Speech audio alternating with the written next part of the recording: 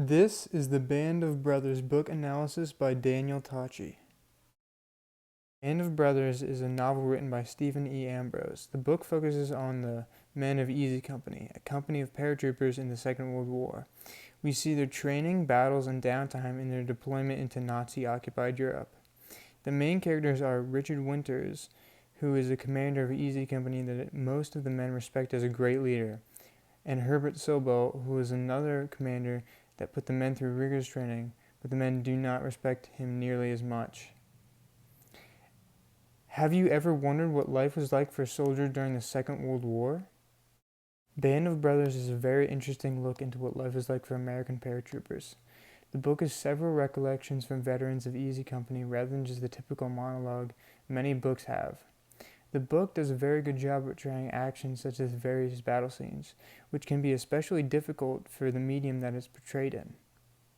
A great quote from this novel is, "Nobody sang, nobody cheered. It was like a death march." Webster wrote, Ambrose 65. And potentially offensive content include the violence in the various battle scenes, the use of alcohol and tobacco, and swearing done by the various soldiers.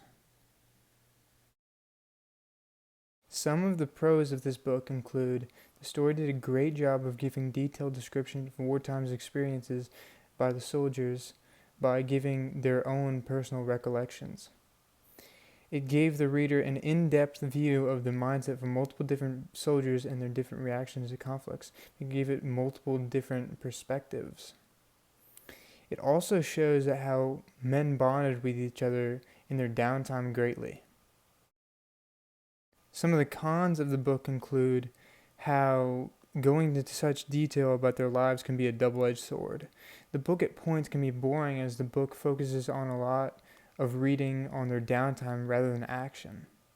And since the book is the conglomeration of multiple different perspectives of men in Easy Company, it does not have a true main character to give its main focus to.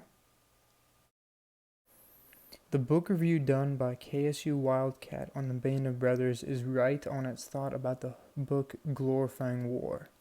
The book gives many examples how the men revel in the destruction that war provides, and it glorifies death, deeming it much different than how one would die in a civilian situation.